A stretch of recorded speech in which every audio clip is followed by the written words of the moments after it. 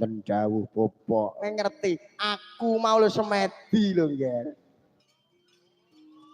Aku matek kaji pameling, japa mantra tokne kabeh, perlune aku iso ngundang kowe.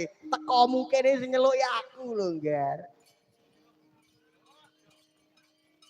Lambene Durna iki.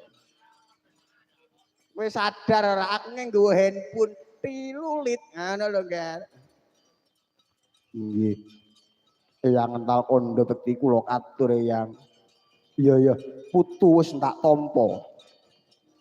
Eri palunggan sak mangko magepokan kelawan ilange kris Kyaudan Mas kang cinidra dening Duratmaka ana ing sarasan wis ana titik temu yaiku sapa sing nyidra ora ana liya yaiku Nakula kelawan Sadewa.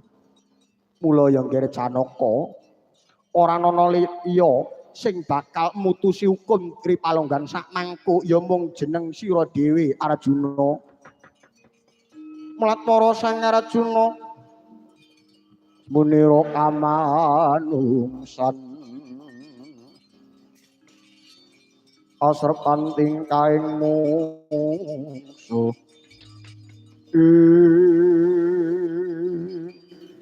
aduh Kanjeng Eyang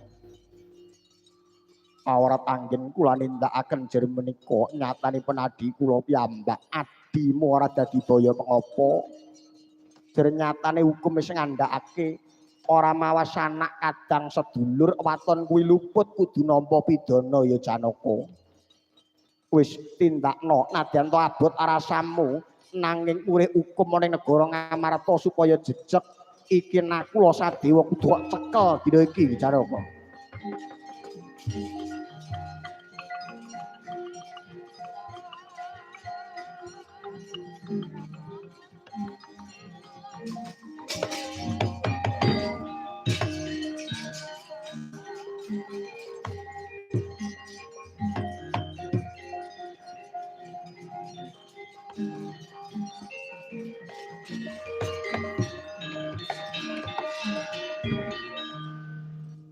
Sengguni kula wonten dawuh kaya wis ora ana dawuh maneh Tri Palunggan sak mangku mara diage bubarna pasewakan Sengguni alana non sedika ngestaken dawuh Sang Panembahan wonten kaya mangkono purna madyaning pasewakan Giya para ratu Raja Narpati Kundradaton tindak ira panayah bayangkare